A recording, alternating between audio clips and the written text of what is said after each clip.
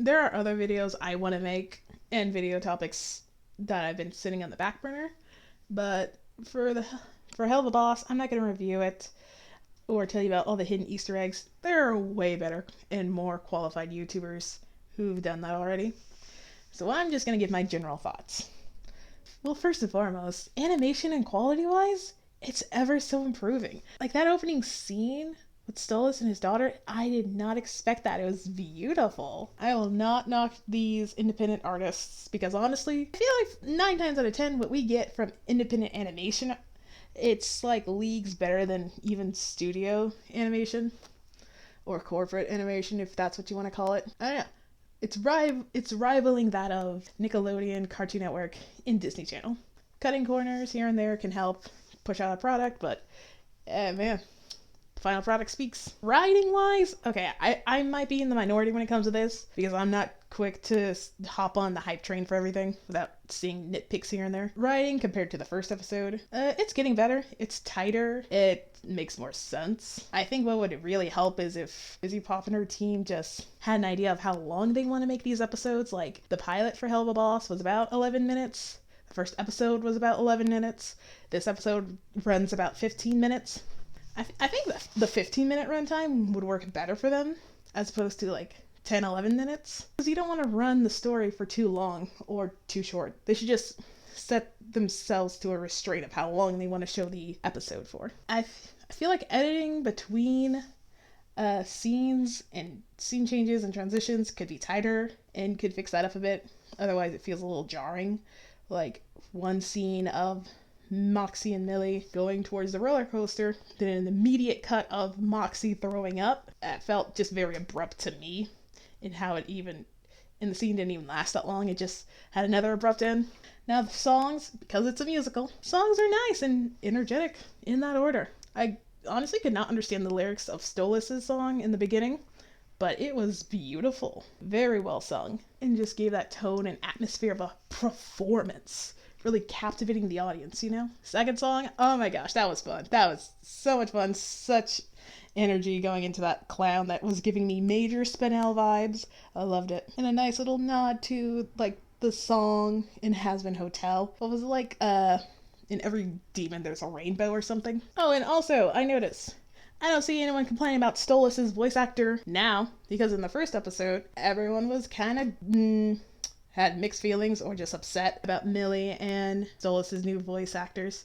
If that's what Vizzy wants as the creator and director, that's what she wants. And if that's how she feels, that's how the character should sound, that's her choice. We just gotta roll with it. I was never bothered by it. I think it's more fitting anyway. But I'll get to Millie in a minute. And also, I felt like, okay, in the beginning, I feel like Stolas could have done more to bargain Blitz with more than just money. Like, I don't know what Blitz's whole motivation is with IMP, but I feel like money is just a blatant, easy bribe. You could have, I mean, Blitz could have bargained for more, like having an unlimited access granted to him to use the book more freely, or like taking breaks from like those passionate nights, because Blitz clearly does not like Stolas in any way. Like, he makes it very clear, and he's disgusted by the bird. Stolas is just obviously infatuated, which is why I just don't understand Blitz and Stolas shippers. Like, ooh, the rose-colored glasses are real with these guys. Okay, minor nitpick when Octavia and Blitz said, "I hate that fucking clown." It sounded a little out of sync the first few times I watched it. After hearing it a few more times over and over, it sounded a little better. I don't know if that was because my ears were numb to it or whatever, but yeah, if they want to be musical heavy, then they should really check with their audio balance. Says the person who doesn't know how to separate audio tracks. No, it just reminded me of the same scene with the brother and sister in episode 1 when they were talking and it was very noticeably out of sync. But this one was slightly better. Seeing improvements, and we love to see that. Oh, and because they were at a carnival, they followed the classic climax of the funhouse trope. Or at least that's what I like to call it. Whenever there's a carnival or a festival involved, we always have to have the ending resolution take place in a funhouse. Why? I don't know. It's the rules, I guess. But I like that Stolas wasn't really able to explain his situation between like his wife and Blitz, and he couldn't for once, couldn't find the words to explain to his daughter what was happening. And I like that. Because it's not so clear, it's not so black and white. That makes him more complicated, and it's not as simple as him being a horn dog for Blitz, which he just might be, but you could clearly see that between his marriage with his wife, it was falling apart. It was in shambles. I guess for him, Blitz gives him a more excitement or satisfaction that he can't get from his wife. I love that he tells his daughter Octavia that no matter what, he will not leave her. He will never leave her. That's at least one thing he is for sure of. And that's sweet. I didn't expect such a sweet, wholesome moment from a show taking place in hell. If there's one thing I would have wished to have seen more of, it's Blitz and that robot. Because they clearly have a past. They have a history together. Blitz worked under him, as we saw in the little flashbacks. I would have loved to know what the deal is with that, but probably in due time, Okay, I want to talk about Millie, because, good grief, I feel like she's just all over the place. She got hella shafted in episode 1, where she didn't really do anything.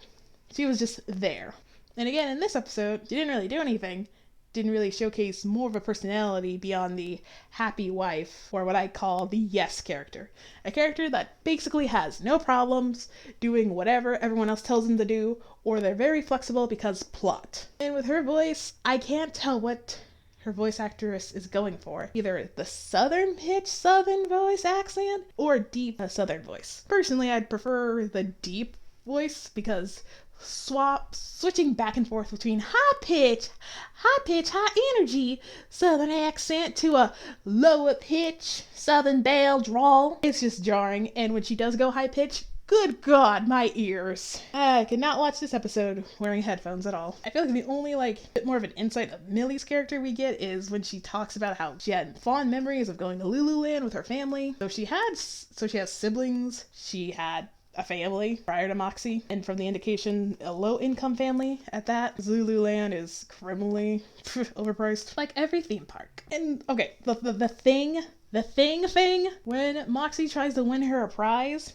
and she's like, "Oh look, Moxie, a thing!" And he's like, "Oh, you like that thing?" And he's like, "Oh yes, I don't know what that thing is, but I sure do want that thing right there." I'm like, was this just a filler word, so they could fill it in later?